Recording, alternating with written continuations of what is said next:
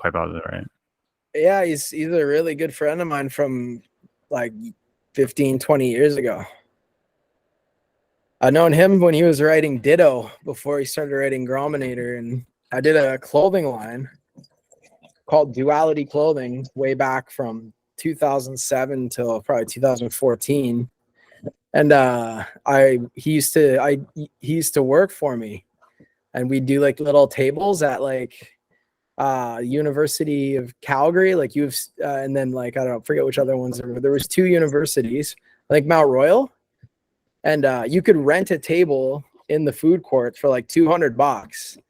So we used to just like sell clothing at the universities at tables and at hip hop shows and stuff. And he used to work for me way back in the day.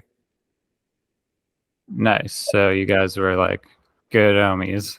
Yeah, I mean, we were both like from the doing graffiti in Calgary, and like, you know, we weren't Voltron, we weren't part of the like that crew, so there wasn't too many other dudes that were kind of like independently writing graffiti.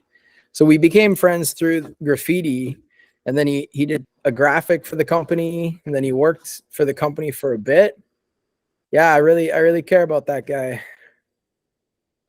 I haven't seen him in probably like 3 or 4 years now, so we talk on the phone every once in a while, but yeah. Right. Yeah, you live on Vancouver Island, is that right? Yep, I do now. Nice. But you were from, I guess, Calgary. Where are you from?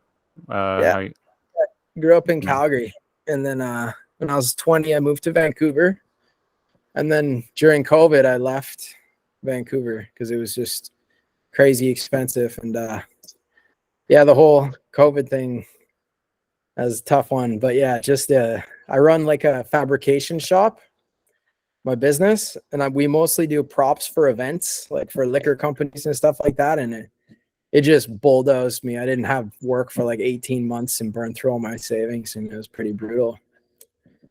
So after a year and a half into COVID, I left Vancouver to try and keep myself from having to go bankrupt.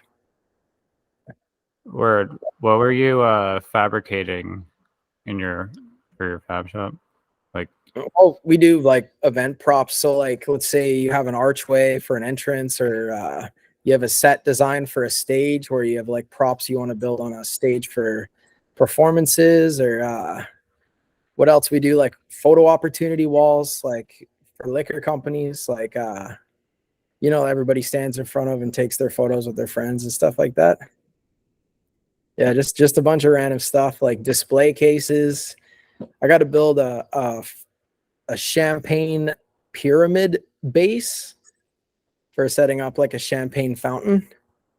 So that's like the next one I'm gonna do. Keep it, nice. And you're come up with it just to try and make it happen for them. Nice. And you're in the shop like welding all this stuff together, or yeah, I don't work with metal, but it's mostly like wood and plexiglass and stuff. So a lot of plexiglass and a lot of like plywoods. Right. Okay. Well, before I go further, should probably like, is it cool if we use that in the podcast, I'm assuming? Sure. Yeah. Whatever. Okay. It's all good. Yeah. Because I was just trying to figure out Mark's connection with a friend, Grominator, who's a really sick artist. And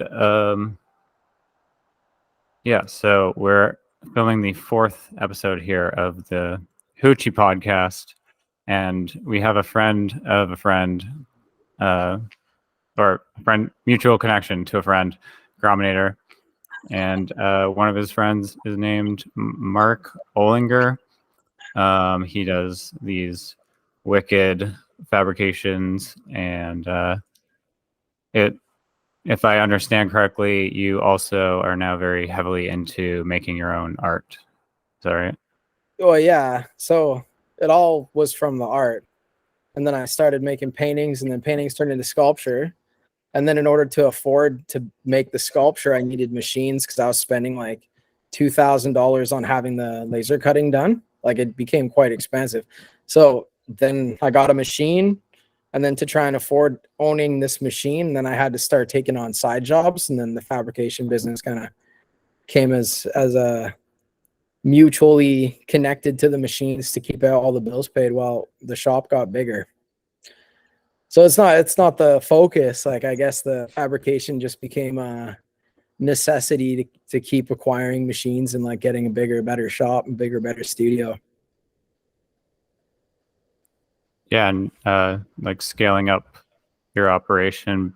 How are you finding all these contracts for just things to build? Well, I had this one job. Well, it was through the art. Again, I got asked to display some art at this event. And so the lady that asked me to do that, she knew I was doing art installations for like a gallery in Vancouver. It's like their art tech hanging all the artworks for the shows. So she knew me through that. So she asked me to show my work, and then she asked me to hang the art. And then the next year they were doing another outdoor art gallery thing, and I was telling them I could build a way better version of it than what they had. So then they hired me to build the gallery, and then from there it's just kind of slowly turned into like a whole business. But Okay. Sorry, what do you mean like by building the gallery? like we built two walls and then one at the back. So it was kind of like a U, and it was with a gap between the two perpendicular walls. And it was like, I think they were like 30-foot long walls with like a 15-foot long back wall. So it was like a full on gallery wall set up out in a field. Nice. Yeah. Yeah. It's kind of wild. That led to having like a lot more connections for distributing other stuff and getting new people. Yeah, the guy I did the job for started recommending people use me for other projects in the event world. And through that, I started doing work for a whole bunch of different companies. So, right. Is there like any target companies that you feel like you could collaborate with to get like a bunch of like just like exposure in general, I guess? But so my perspective on the art versus the fabrication is in my mind, they're very different. So like, I don't look at these jobs as like collaborative or artist based. I strictly do fabrication. I won't design anything for them. Like I'll make the cut files and I'll do the design necessary to make the thing. But I'm very I'm very upfront with them about that. I'm not willing to like design for them, because like my art is like this and it's like over here, and this is just like side jobs I do for money, and I don't want my art to be like intermingled with that stuff. It's like what I'm trying to do with my artwork's like very specific, so it's I keep it completely separated from the work. right. I was just thinking like kind of like meshing those two together with like designing like clothes or something, because you mentioned clothes earlier, selling clothes with Grommator at like this like $200 stand, right? Like rented from like a university. Yeah. So it's like just like your designs or patterns, but I guess I also like wanted to dive in, I guess, how you I guess started in like graffiti and then got involved in that over time. And like, are you simultaneously doing these like murals and graffiti and then also learning like fabricating during the day? Because it seems like you're like very just like living like hands-on every day in like shop, Oh always yeah. moving Yes. forward, right? Oh yeah, man.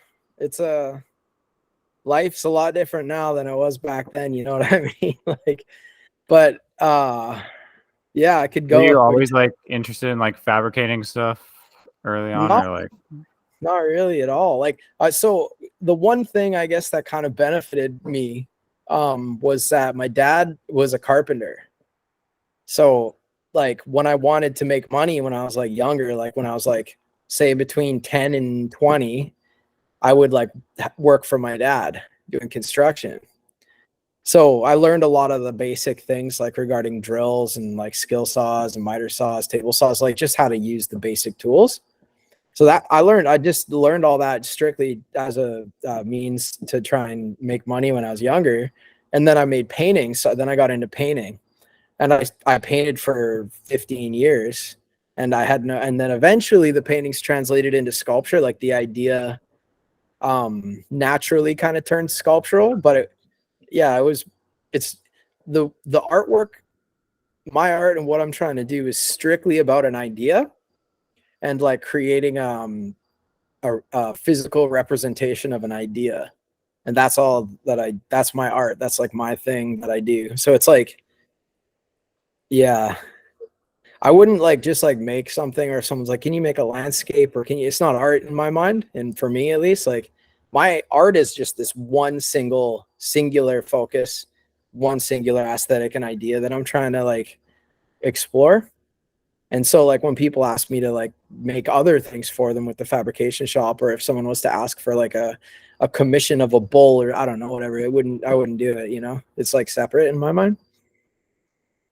Well, if they were like, well, can we make like a bowl in like your style, like what you see in like the back there? If that was like turned into like a bowl, you just be like, not. I literally just say no. Yeah, I'd literally just be like, nah, sorry, man. Okay. So there's like totally just different targets, but who's your target audience for your artwork?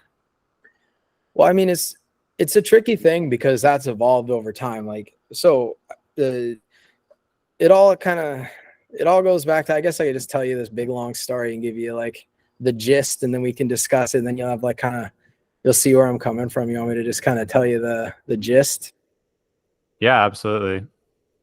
So when I was, in high school, I got into painting graffiti, right? And I used to paint the word apathy way back. Well, I painted the word goat for a long time.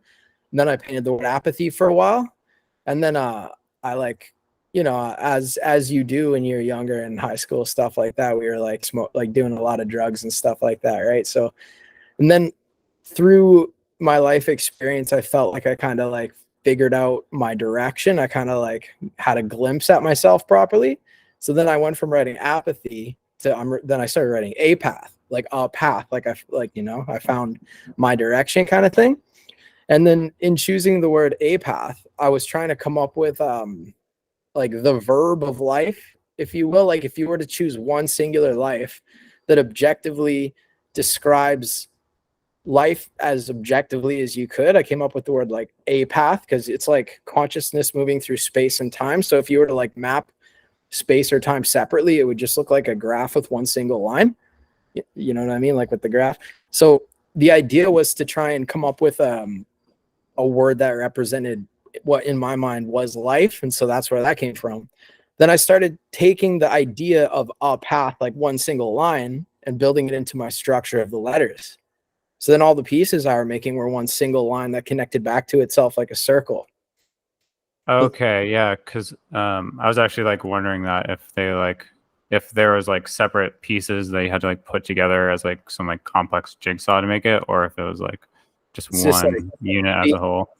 Each one, like there's never, it's all connected. Every single time. It's like this the same idea over and over again, right? Like it's like the same idea of like life, like consciousness, like me and you, right? We're like the same thing, just drawn differently. It's like the same circle, but knotted in different ways. It's like, that's the idea.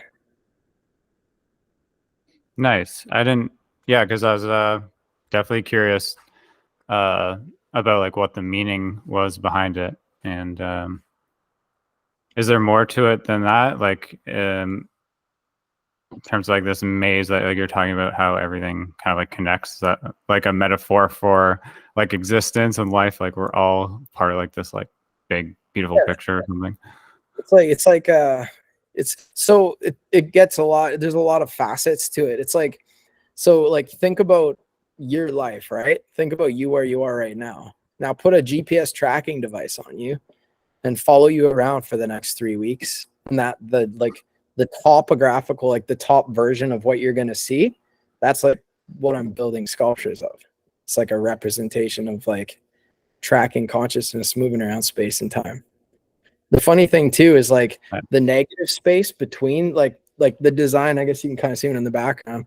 If you took the design, right, and then you turned it sideways, and then you had the negative space pieces, it actually creates like a cityscape. It kind of looks like a big cityscape. So it's like the negative space in the piece creates like the environment we move within, and then the line itself creates us moving through the environment. Nice. It sounds like very like intricate. And are you designing like, because it's one thing to just like do a drawing, but then you like take this or idea even, and you just like take that and you have to like turn it into like this physical object. So behind you, you're like loaded up with this huge studio. And so what's like the process like for building these sculptures? Is it because you're also like milling logs in the back, I think, right? If I understand from your Instagram stories, there's like pictures of like logs on like a giant sawmill. So you're like taking these slabs of wood that you cut, and then you have probably like a bunch of machinery to actually like fine tune it. But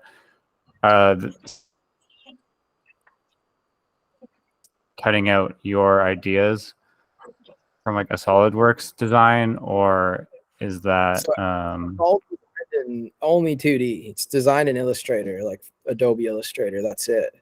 And I've come up with what you would deem a process, kind of like a manual algorithm of taking a shape and dissecting the shape into segments, and then actually three-dimensionally having multiple profiles and using that to crop the designs.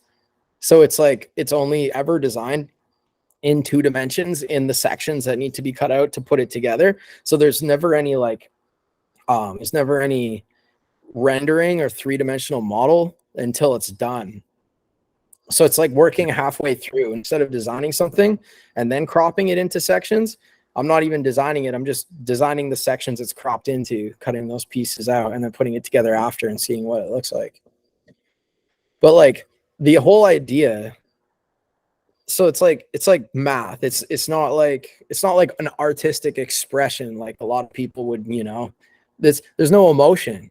Like the work is strictly formal systems. It's mathematics. It's creating rules and then working within the parameters that I create to develop an image. So like an example would be, I built an alphabet. Now I have different sizes of alphabets, but like an alphabet could be 4 pillars, right? And like 8 like beams. So each letter has to fit within 4 pillars and 8 beams. Then I lay the words out, and then I only have all the space, like the negative, because it's like a single gridded line, right? So there's only so many ways you can go straight, you can go left, or you can go right. You can't go backwards. So like you're limited in when you move through this gridded area on how much space you can, like where you can and can't go, because the words, the letters are going to dictate where you can and can't go. You see what I'm saying? So it's like strictly math. It's like essentially like building a template for puzzles and then doing the puzzle yourself. But like that's kind of the idea. That also comes down to this concept of like apathism and the idea of trying to objectively create a reference to life. It's like I'm focused on like the framework of life. Like what are the rules, what's the structure that everybody's life moves within? Because it's not my opinion. I'm not trying to express some emotion or some sort of idea. It's a strictly like fundamental structural thing I'm trying to create an image of, right? So it wouldn't make sense for me to make like a political statement or some sort of, that would defeat the purpose of trying to create a representation of life if you're like focusing on sides, right? Life is all encompassing every side. So like, yeah, it's like math. It's not so much like an expression. It's just strictly math.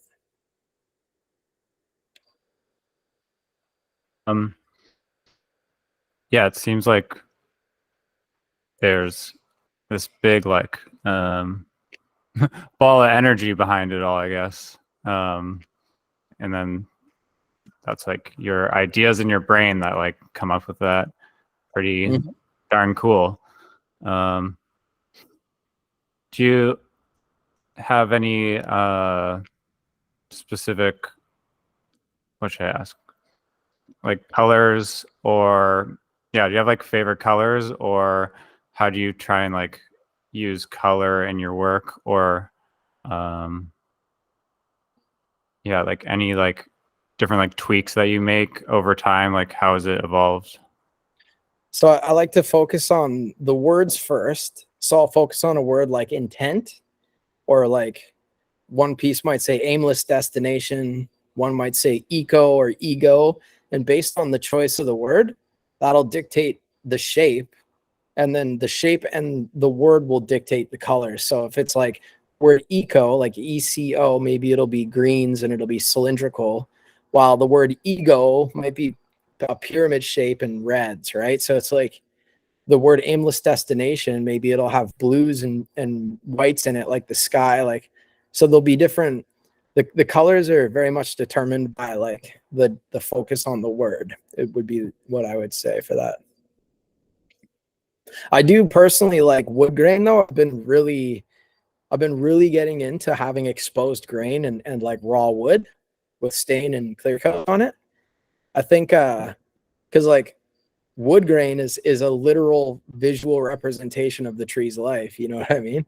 So like wood grain technically is the best medium for the idea, because it's a direct relation to mapping time, like the tree's life through time and space. So that's been my main focus. That's why I've gotten like really heavily into working with wood. Which like type of wood specifically? Because I know that there's obviously like a whole giant range from like pine to maple to like walnut. But yeah, do you have a particular favorite piece of the tree that I was at this fireworks show, or just like like a night ago, and there's just like this giant tree that I was sitting on under, and I was just like mesmerized by how giant like this tree was. But Vancouver Island has some like a bunch of trees, obviously, but they also have this place where you can drive. You've probably driven there. I have no idea where you live specifically in Vancouver Island, but if you're just driving out to Tofino on the coast, you will drive through like this awesome like forest just filled with like these giant trees, giving us all oxygen that they're so desperate to keep cutting down for some reason. But people protest that. I don't know how do you feel about this like wood dilemma here, Mark, about like cutting down trees or replanting them? You try and buy like sustainable stuff? I'm kind of in the middle, because like I've been a tree planted for a summer, so I've like done that job, and then I've cut really? trees. Where were you tree planting? Up near Quesnel and Williams Lake, like North BC. Nice. Yeah, I only did it for one summer, but it was pretty fun. It was a good time. So you're like living out there and they like there's like a kitchen staff and camping in the bush. Bush. There's bears and coyotes around. Everyone, there's other people there obviously, and you guys are having good times planting trees every day for like 12 hours. You're like go out plant like 10 million trees, or is it like that's pretty people hard. say it's like very tough work apparently, because you're walking up a mountain with like 100 pounds of like seedlings and like shovel. You get these that you like maybe like a granola bar. It depends on the land. Like there's good plots and there's bad plots. So like a good plot would be nice, flat, nice, clean. bad plot would be like on a hill with a whole bunch of like brush. So it's hit or miss, really, man. It's good days and bad days, but yeah, you got to work pretty hard to make money because like you're getting paid per tree. So they definitely work you. Nice.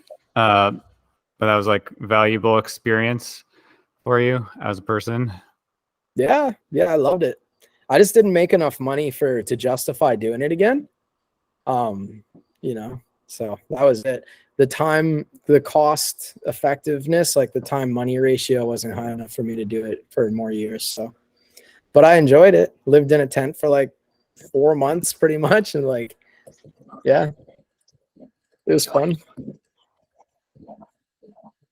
I really want to get a fishing rod here. I don't know if you're into like fishing, but this time of year specifically, there's like salmon that are spawning in all the rivers, swimming to like the ocean. There's this amazing restaurant that I used to actually work at for like not that long, but they have really good food there. Eggs Benny specifically, which has like inspired me to like go on this journey of trying to make the best Eggs Benny possible. Okay, let me ask you this. What galleries have you like collaborated with, and how did you like come to collaborate with those galleries? I showed with a few galleries in Canada, a couple in the States. I got an open call for a gallery in New York. I went to New York and met a guy and I was in a 4-man show. I had a piece in a group show in Chicago for Spoke Art. I forget how that came up though. I feel like that was like one of those like you submit and it's like a contest kind of thing, open call. And then I worked with a gallery in Vancouver called Komodo Gallery for a while, but they're closed now. Their location they were in had a giant condo going up literally right across the street from them. And there was just going to be construction for like 3 years or something like that. So they decided to close.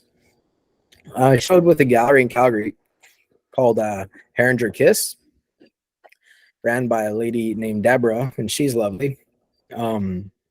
Obviously with COVID, everything slowed down, and we just kind of drifted apart a bit due to like obviously the slowing in the economy. I should reach out to her though and see how she's doing. I'm mostly just focused on trying to show in the States now. I don't really think art galleries in Canada are like, there are good galleries in Canada. I'm not going to say that about all the galleries in Canada, but I mean, it's pretty tough to make a living as an artist in Canada if you're relying on sales. Like most artists, professional artists, whatever you'd want to call them, like most of them just live off grants from the government. Like Canada has like a welfare artist state. It's like the professional artists in Canada are all literally just like getting paid welfare from the government. They don't even make good enough work to sell. Hot take, but hey man, it's funny. It's like that's like Canadian art is like, I don't even know what to say about Canadian art. I have this whole opinion. I could tell you this whole theory of mine. It's like, so Canada Council, I'm sure you heard of Canada Council, right? The arts, Sure. Canada. So Canada Council is like the art wing of the government, right? Way back in the day, I don't know, maybe in like the 80s or something. I can't remember. It was like probably, yeah, in the 80s, I think Canada Council was founded. And back in the day, they used to have these like blind like things where you would have like a group of your peers, other artists. They'd put a board together, like a panel, and then they would look at people's art without knowing their name, their color, their anything whatsoever. They would just show slides of art, right? And then the panel would pick the artists based on what they thought was the best. And I had a mentor that was telling me this because he used to be on these boards way back in the day. He was on one of the first like whatever you call it, panels that were choosing who the grants went to.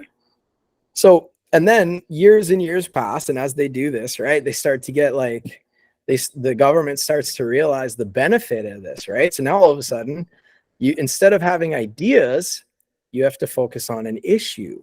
All, instead of having some direction, now you have to, what's underrepresented. They start changing the wording, right, and making it so they turn this, the chance of a submission getting accepted, they start turning in, if it had political statements, and all of a sudden it became more likely to get a grant. So then more artists were like creating political statements in order to get the grants. So this is what's happened in Canada. We literally now have like Canadian art, everything's political in Canadian art. You will not see any grant, like any application for any grant or any public thing. You will not see it come through unless it has a political statement, and the political statement's aligned with what the government's promoting. So like, can you give us like an example? Like you're saying, like they have to have like COVID needles in the art. Well, like let's say you're an artist, right? And let's say you're, what would you say? Like, I don't know, you're just a random dude, right?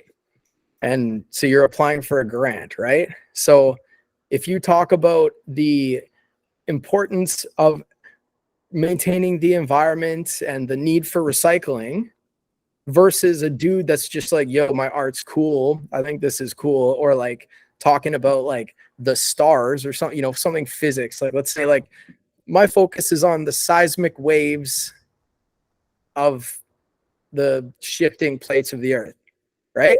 So if you promote it saying that's what I'm focused on, you're not going to get the grant, or it's less likely that you'll get the grant. Climate change. Yeah, climate is changing. Give me money. Let's say you take that seismic idea that you already are focusing on, but then politicize it by saying it's about climate change to bring awareness to blah, blah, blah. Bring awareness. It's like all these keywords that they use now. It's fucked, dude. It's a joke. You like enter into chat GPT, like give me the keywords for getting government grants. Like I literally, there's people who write grants for artists who literally just write this bullshit and like create a political narrative. Whole secret industry. It literally is, man. I've seen it. I've met people who do it. Like it's crazy. But you actually have to take the money and now make the thing. So you have to go find 10,000. Sorry. They're pretty loose with, once you've acquired the money, it's mostly you just have to write like you have to write like summaries and stuff, and like you do like a little writing being like, yeah, so we did this thing and we had a workshop and 10 people came and blah, and you just, it's not even like you rent a community center and you throw a workshop and you get a $20,000 grant and then nothing happens, no one's benefited, and like, you know what I mean? Right. That's it. Yeah. I had a question regarding like your installations in some galleries. What was the turnout like from number of people that have showed up? Was it big success? Were there like tons of people, like DJ events, like some like huge parties, or was it just like casual? Oh, there's been all sorts of stuff. Like some of the like higher end commercial galleries, there's less people. It's like more private. It's like from 2 to 4, only like 2 hours long. You know, they have their like clients, their like collectors and stuff come, and it's very like private. I've done shows where it's been like a giant party and someone's rented a space and like included 20 artists and had a DJ and then made liquor sales and all that. So it's kind of a bit of everything. Gotcha. It's a mix. Oh yeah. When I was younger, I don't know. How old are you? 26. Okay. Well, How old are you? I'm 34 now. Getting old.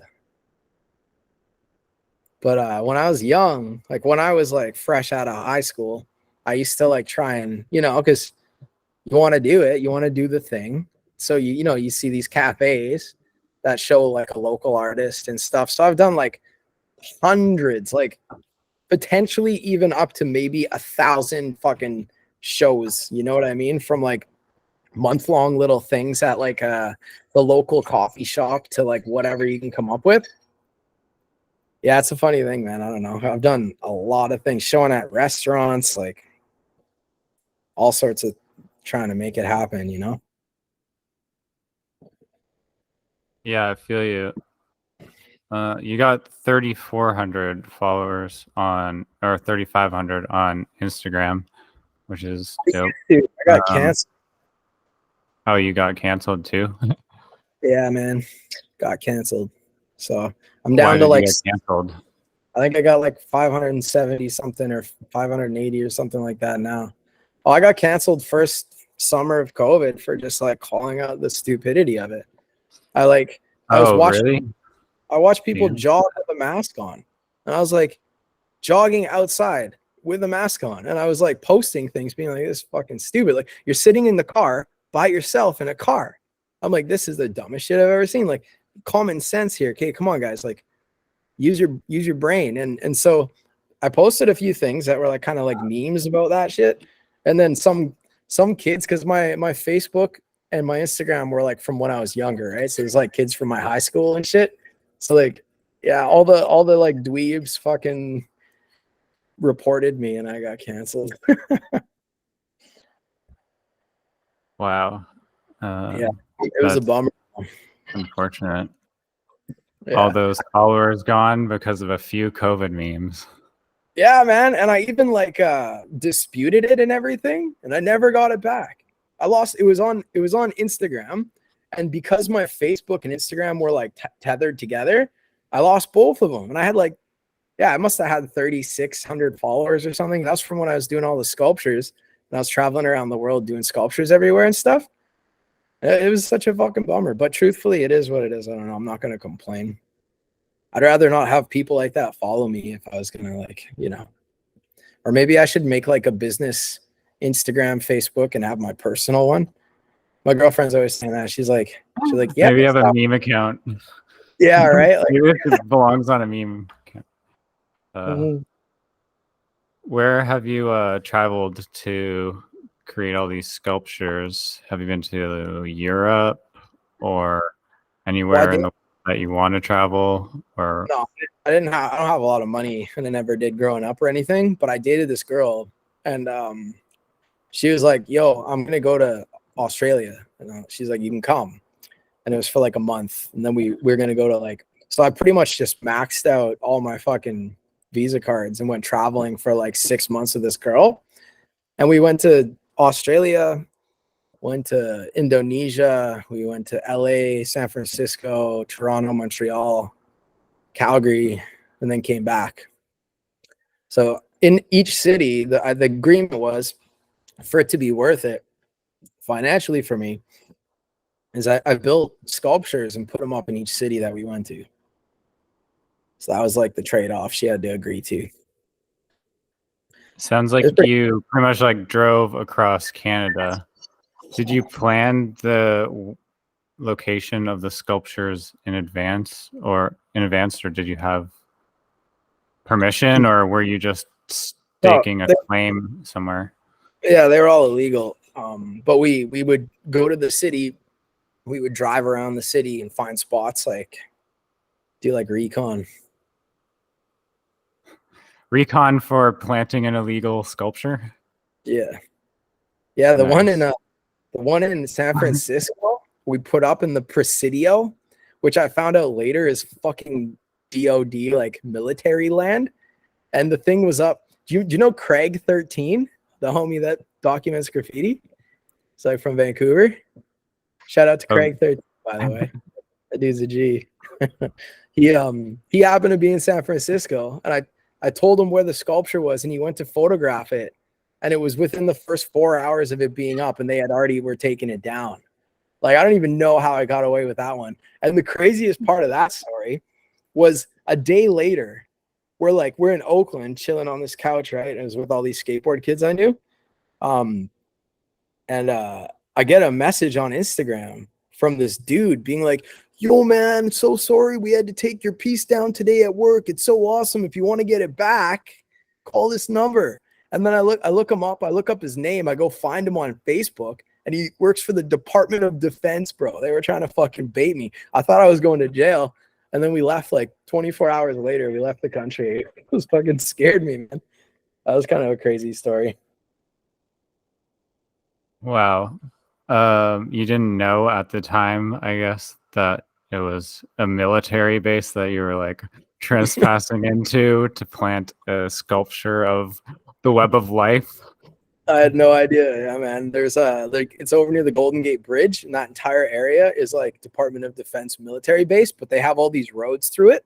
And then there's these underpasses, and it was the only spot that had like the right type of underpass for us to like that we could reach from like how we would get up there. So it was like the only spot in San Francisco besides this one other spot that we were scoping, but the other one was like just coming into downtown, and it would have been like a fucking mission to get to, and it would have been real dangerous. So this one, it was just like a brand new underpass, and it was the right height, and it looked good, and like you could kind of get the bridge in the background, like from the angle. You could like almost you were like not too far away from the Golden Gate Bridge. So yeah, that was the spot. I had no idea. And then we put it up, and the girlfriend that I was with forgot to bring her camera. So we went back to Oakland, got the camera, and by the time we made it back, they had already taken it down. So it was like, oh, so there's no picture of it? I have pictures I still have pictures of it, but they were just pictures from my cell phone, no like proper documentation with a good camera. So I mean, it's, I guess, more for the memory. You didn't know it was going to get taken down so quick.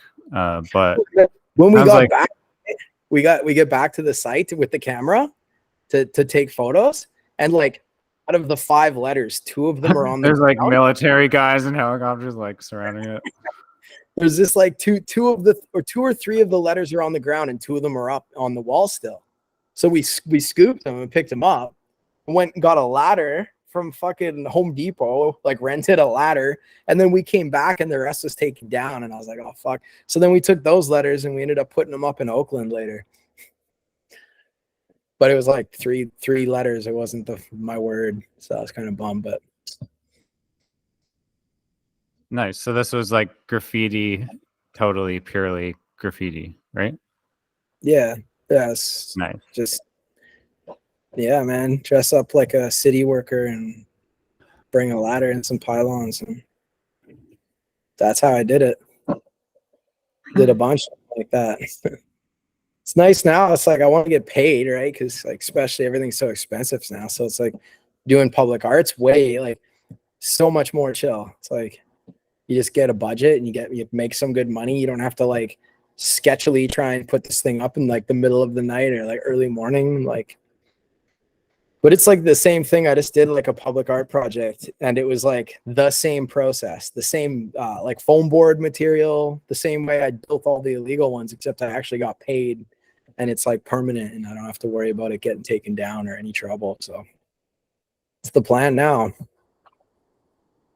Yeah, I definitely relate to that path for sure. The A path of yours sounds very similar to mine, because I Get it? have also It's had like, the same like exact thoughts of it's like, you know what you're saying with A path? You're like, my path, A path. And then you have all these people, and they'll be like, oh, you don't want to go down that road, or, you know, it's all about the journey, not the destination. And all these like anecdotes that the world has come up with that people reference, right? It's like, that's it. That's exactly what I'm trying to create an image of, is like yours and mine and all the other people's in the world. It's all like the same thing, right? Just like slightly different angles. totally. Yeah, it's a interesting kind of bridge between the graffiti world into the legitimate art world, and some people just do both, and that's pretty rad too. For me personally, I'm more straying down the legal road. Like you said, it's so much more peaceful. And if you have a design that is looks good, then you can get paid for it in a peaceful way where you're not it depends on like your character totally, because some people are very wired that way to go out and frantically like spray paint things really quickly, which is fine, but Well, I'm it's all more just intent, like take my right? time, and because I want to transform a wall into something like totally different. So yeah, I need to do It's that like somehow, art is not art in a is stupid just way. about art's just about intention. Like everybody has an intention, right? Like some people want to become famous, and some people want money. Some people want to make the dopest thing that they can come up with. Some people want to express their emotions. Like everybody has a intent behind what it is that like they're making, and you can see it in the work, right? Some people pick things like doing portraits of celebrities that they just think people will like and will want to see, and that's them trying to like get what they want out of it, which is attention. And then you have other people like Grom, who's just trying to make the grimiest shit you've ever seen in your life, and he's like legitimately trying to just like make it as dope as he can in his own mind from his perspective. And then so it's like just comes down to what you're trying to accomplish with it, right? Definitely. What artists aside from Grom, I guess? Well, do you want to just talk about Grominator some more? I was asking kind of your influences that are from other artists, like Grominator or other artists, Mhm. that you've learned from. Yeah, kind of mostly like early focus, like early on, it was mostly just local graph writers like Noam and Aphex, like all the old Calgary writers like Crumbs and Physic and Berserker, this guy Water out of Toronto, like Visual Orgasm. That website was like a huge influence for me, seeing like who was doing what um early on, and things change. It's like when I started out, I just wanted to make the coolest, like, okay, you know how like surfing's cool and no one knows what the fuck cool means, but everybody knows it's cool. You know what I mean? Like, there's this like general thing, like the greasers back in the day, they were cool, whatever the fuck cool means. No one knows what cool means, but like everybody can recognize that. Like skateboarding's cool, right? Like graffiti's cool, breakdancing's cool. It's like it's like a funny thing. It's like this word cool doesn't actually have a definition, but everybody understands it and relates to it the same way. Like any society, like any culture in the world, will all pretty much share the same definition of what they think is cool. So like back in the day, I was just trying to make something that like looked dope that I was stoked on, right? Like I was just trying to make it look good. I was like, I want to make this tight. I want to make this sick. And then whatever that means to me, right? Like, and then eventually later it became like more turned into me trying to like express an idea, but it still had to look sick, right? Like the aesthetics, the idea of like the fact that aesthetics is real and that there is like rules, if you will. There's like formulas for aesthetic, right? So it's like, yeah, I think we lost that, especially with all this anti-style graffiti shit. I don't know if you're into that shit, but like I'm talking like it's so different now, It's like, what are you even trying to do? But I guess some people are just trying to just like vandalize things and like that's all they really want to do. But like it's nice when you see someone like legitimately trying their hardest to make something dope. Like they're actually trying to like create something, like they're actually trying, because everybody now doesn't really try. They just like do shit and like don't care, you know? It's nice like when people like Afax or like Base or Fear, like all the Voltron crew, like those dudes are like they're trying and it's dope and you can see it and it like reflects in their work.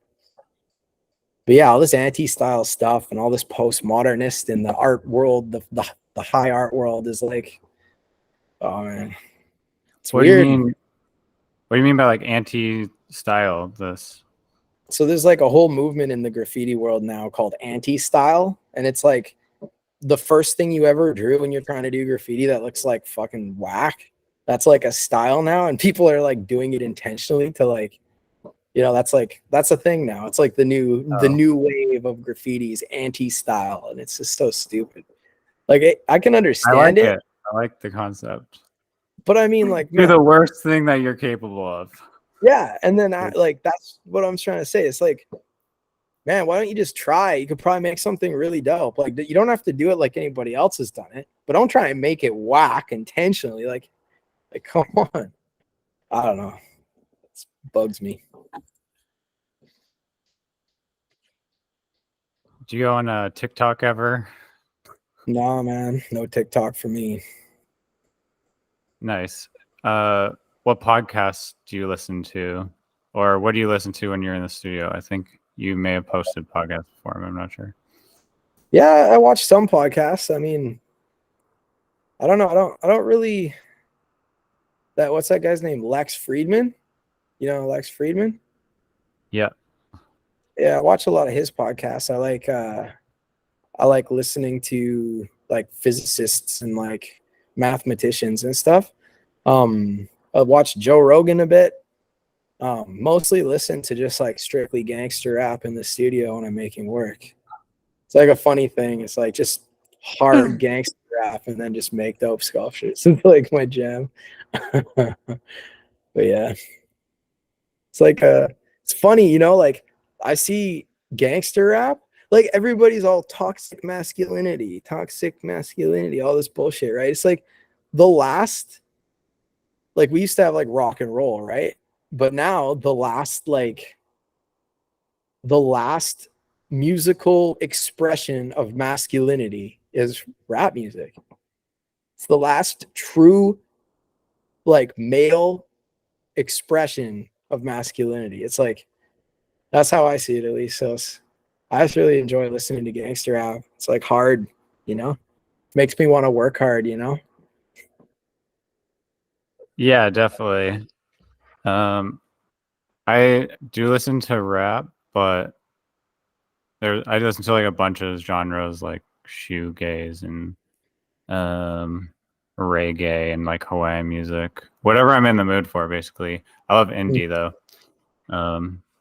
Would love to start an indie band someday. What stuff do you have going on in the future? What do you think the future of the art world will look like? Do you see any combinations with artificial intelligence or technology in general that you think would be valuable to yourself at all? I mean, the AI thing is like, it's just automation, right? It's like having a CNC router. With the CNC machine, it just takes labor off my plate, right? It automates a section of my work. Regarding the design component of it, like at this point, I could write like like formal systems algorithm that would like just pump out sculpture designs. Like that's doable. I don't think I'd ever do it, but I mean, I do want to. I need to learn Fusion 360. I think next. I was learning Rhinoceros, but I think the processes of that program are like there's more flaws in it. Like it's less streamlined. So I need to learn Fusion 360, and then I'll be able to like almost fully automate my process. I pretty much cut out like sections, half-inch sections of wood, glue them into a big block, and then I shape them with belt sanders, and then I carve them out with tools. So all the shaping and the carving, I can automate that with a CNC router.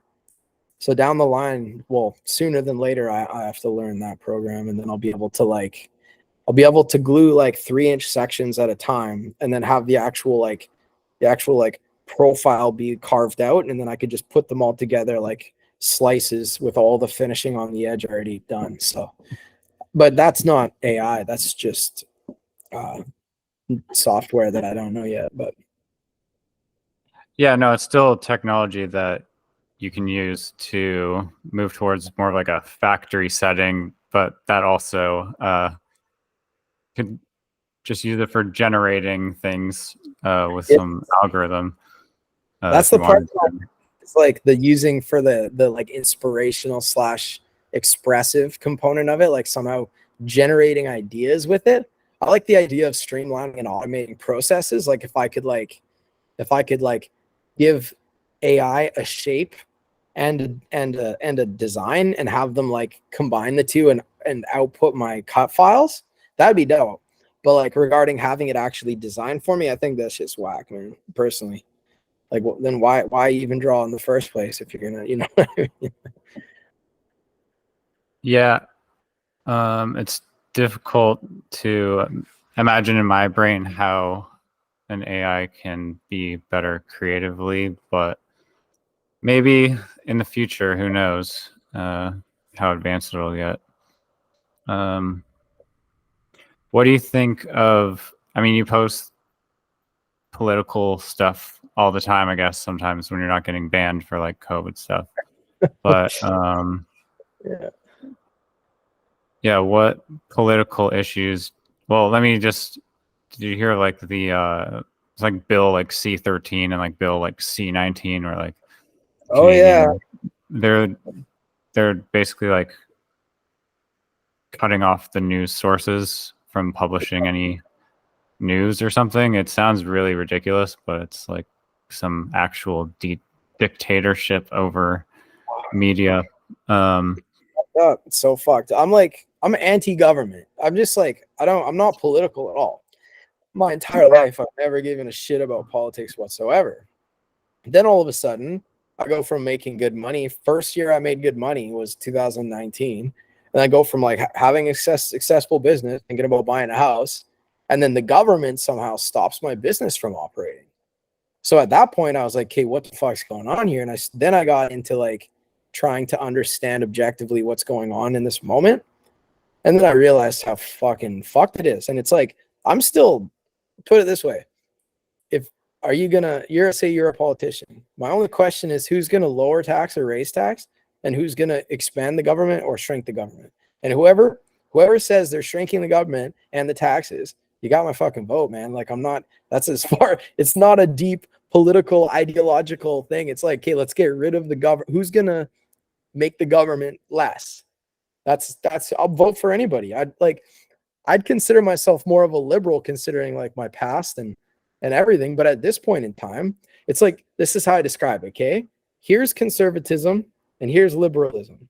Now, all of a sudden, liberalism keeps going this way. And now it's all the way over here. So what liberalism was is now past the center in the conservative side of it. You know what I mean? So it's like people who were liberals fucking 10 years ago are now by definition a conservative because they're not for whatever liberalism means now. So it's like, it's just, but truthfully, man, like I could give a shit about politics. I just don't want my life to be so affected. And when my life became significantly affected, then I started, trying to understand it. And truthfully, man, I think the world's gotten really bad. Like just in the last, even since 2018 kind of thing, like just before COVID, I don't know. I see the future of Canada and potentially the Western civilizations. It looks dark and it doesn't look like a good time, man. I'm not like stoked. I don't want to like, why are we paying more tax? Like, man, if you ever decide to just do a personal, if we all didn't pay taxes. Yeah, man, that's what I'm about. I'm all about that. Like that is, if you want like Mark Ollinger's political opinion, it's let's all throw us all in jail. Like they can't get all of us in jail, man. Fuck those guys. Like, but like truthfully though, if you ever like, the BC liquor, all the liquor stores in BC are government owned, right? If you ever Same just with the car insurance. Yeah, if you ever do the math, and like I'm sure you could do it, everybody can do it. But if you ever just roughly estimate how much they make a day, and you actually break down like the amount of income they're making, taxes makes no sense, man. There isn't like it literally like even what's it called? The SkyTrain in Vancouver. That's owned by the government. You know how much that makes in a day? Because like I understand business quite well now, and I'm a numbers guy. So when you start looking financially and just like at an audit version, like a personal audit of these organizations, it's insane. Like there's no need for us to be taxed. We could get rid of the income tax completely, keep the sales tax, and we should still have a surplus of like 50%, you know what I mean, on paper. But it's all Like big that's business. not going to happen, but No, yeah. but like what's the problem is they're gonna try and strangle everybody out until everybody's a slave again. That's what it feels like. They want people to not own anything. You're gonna rent.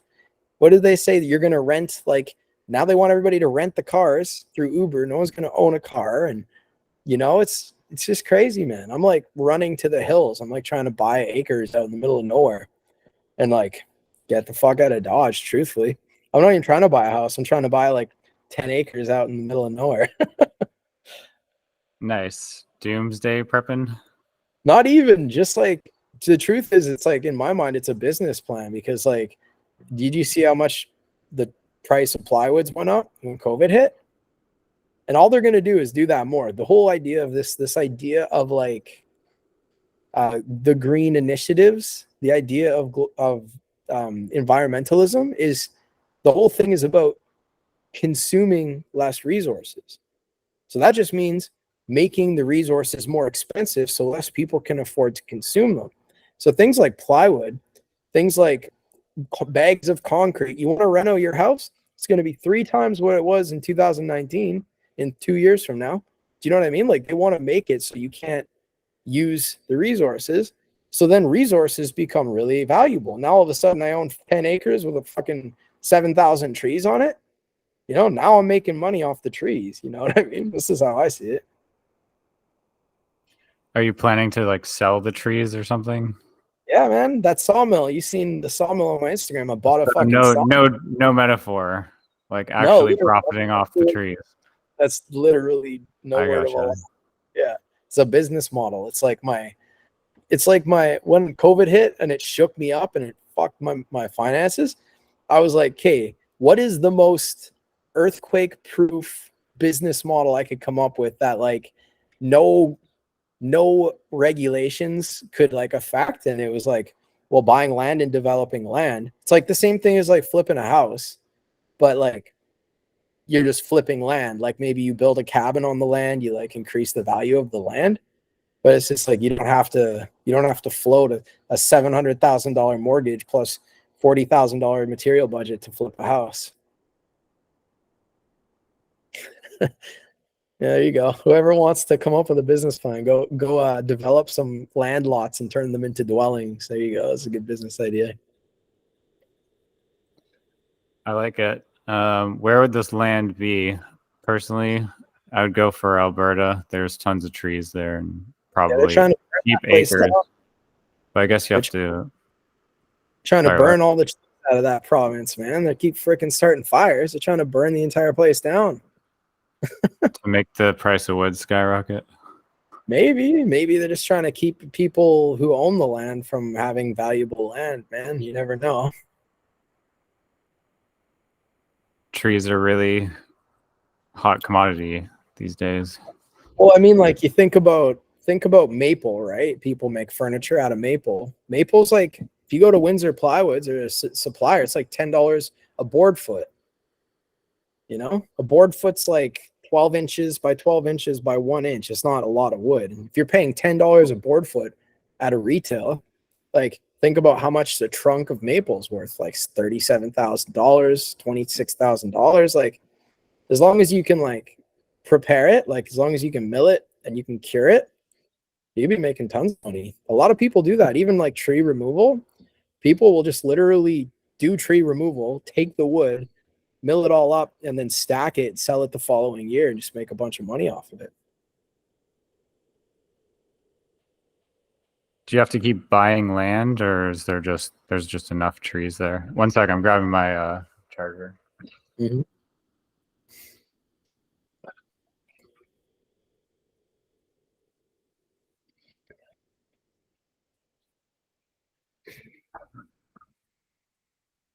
Like wood gets like expensive, right? So how much are those pieces that you make, like that one in the back there? Well, see, that was the case. So like the main idea, the reason I needed to get a sawmill, right? The first reason before any of these business plans came up was the fact that I wanted to start scaling up work. And, you know, let's say I want to build a 9-foot tall sculpture. I might have to spend $7,000 on the wood. Like the one behind me, that one was like $2,400 just in wood before anything else, just raw material. So it's like you have to, you know, it starts becoming unfeasible as some random poor middle class kid from fucking Calgary to try building 9-foot tall sculpture. So the only way I could afford, and especially with COVID and the price spiking, the only way I could afford to make the work that I've dreamed about making was to start from the resource. So that's where the sawmill idea came from originally. And then all these, you know, every time I buy a machine, I try and figure out a way to make it make me money. So it's like a good investment. Yeah, definitely. So like the sawmill is kind of like a gold generating machine, but for trees. Turns That's the trees idea. into gold. Specifically for like resources to build sculpture out of, it is by far the best investment I've ever made for like just raw materials. Like I got enough maple in my backyard right now to build sculpture for like 6 years. I got it all for free. I paid $1,000 to have a crane truck drop it off here. The developer like cut it all down and was going to get rid of it, turn it into firewood. So the developer gave me all this maple and gave me some arbutus, and it cost me $1,000 just to get it here. And it's like I did the math on the board feed. It was $37,000 worth of maple if I was to buy it from Windsor Plywood. Crazy. And you got it for how much? Free. Oh yeah, like $1,000. It cost me $1,000 to get it delivered with a crane. That's a good deal. Yeah. How did you know the developer had all those trees? So me and my girlfriend were going for a walk, and we walked by this lot that was being developed, and it had all these trees pushed over on the hill. There was this massive arbutus tree, like one of the biggest, straightest arbutus trees I've ever seen. So we went to the information place in town, talked to them. I got the numbered company that owns the lot, and I got the address that company's registered at. Then I looked up that address and found a business that operated there. I called the business, talked to the secretary. She put me through to the owner, and then the owner put me through to the that's developing the lot for him. And I worked out a deal, and he gave me all the trees for free. So kind of a random happens. Yeah, that's dope that you can think creatively enough to just be walking down the street and be like, those 1,000 trees right there. I'm gonna take the perseverance right now to call and hope that whoever owns this is going to give me a bunch of trees because I need them a lot and wood is expensive. You just gotta do it. Everybody's gotta do it. I don't know. All this stuff about like I can't or whatever. It's like, bro, just try. Like, man, everything is labor. Like it's like the Aesop Rock album. It's like literally you watching television is a form of labor. You eating food is a form of labor. So like, why not every waking moment in your life, breathing is labor, bro. Like, why not do things that benefit you? Like do something that benefits your dreams. Like, why not just do it? Being lazy is so dumb. It's like, because like, if you're still awake, you know what I mean? Like, why not fucking, I say this to my girlfriend all the time, I'm trying to get her to do more as well. I'm just like, you know, you want to own a pottery studio? Why not just do it, you know? And like try and give her like tasks to work towards it. I don't know, man. It's funny too. Like if you own a truck, bro, you can make money. Just put an ad on Craigslist. You'll make $70 an hour taking shit to the dump for people. Like this idea that like you can't make money, like it's different like when there is no work, but when there's work, like whatever it may be, man, everybody, especially living in North America, we're blessed. Like we should all be rich, but like that's personal, you know? No one can force you to do it, but I mean, if you do it, you'd benefit. You might as well. I don't know. Yeah, man. The economy, money. It's funny that you're saying earlier about just like the economic state of the world just being like stabbed with a harpoon, slowly suffering to death. It's pretty fucked. But I mean, you still can make money. The only thing is everything's becoming more expensive, so your money doesn't go as far. That's the annoying part about it. But Hyperinflation. I think in the future, the AI is just going to crack the code to like humanity. You know, they will. I'm thinking about the AI thing. I'm like, it's either gonna go. We're either gonna like just wake up one day, 3 years from now, and just be hunted by robots, or we're gonna like live in utopia. It's like only gonna go one of two ways, or it's just gonna like completely shut down and no one's gonna use it. But I mean, yeah, utopia or like straight up Terminator, like one of the two. 5-year window from now. Do you like Vancouver Island? Living there? Where exactly is it? I'm out in a little town called Chemainus. Chemainus. Yeah. Nice. It's like the mural town of murals, and there's like 70 murals on all the buildings in the little town. It's pretty cool. Nice. I don't see it here on the map, but it's like close to Ladysmith there, in between Duncan and Nanaimo. Right. So you like it there? Yeah, man. Yeah, one of the 7 murals downtown. Not yet, no. I'll probably do something with the city eventually.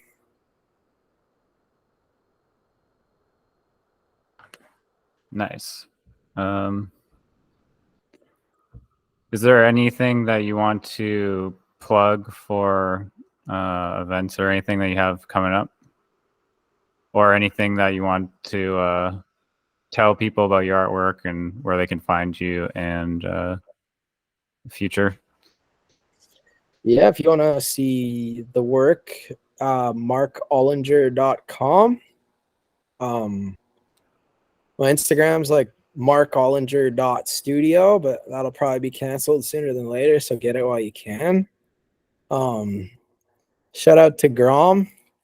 Keep it moving, buddy. I know things are getting wild over there, so yeah. I don't have any shows coming up right now. I'm just trying to stack money. Plan is to rent a small space in New York and then start showing, like move some work there and then do some studio visits with some people there. So yeah, right now I'm pretty much just working like 10 to 12 hours a day, trying to just make as much money as I can. So no shows currently. I did my first public art project in Vancouver. If you want to check it out, it's down on Ontario Street between Marine and Kent. You can see that. That's pretty much it, man. Just keeping it moving. Nice. Well, thanks for coming on the podcast, Mark. It was a fun chat. Yeah. Appreciate it. It was good meeting you. Yeah, maybe in the future we can link up, collaborate on some crazy artwork. But yeah. Where are you based? Where are you? You're in. I'm in near Vancouver and Squamish. Oh yeah, cool. Yeah, if you're ever out on the island, man, come visit the studio. I got a latte machine. I'll make you a latte. Yeah, I really want to try the sawmill. Actually, I bought these slabs of wood, not like a few years back, from this guy. It was like these nice, beautiful walnut sheets. Oh, yeah. Because I wanted to use the wood in my art and combine it, make like some trippy 3D sculpture thing. So yeah, I'd be down to hang out and design some trippy, like crazy sculpture and mill some stuff. Yeah, man, come visit sometime. All right, bro. Have a good rest of your nice night. Yeah, you too. All right. Pleasure being on here. Thanks for having me. Anytime, bro. Peace. See you.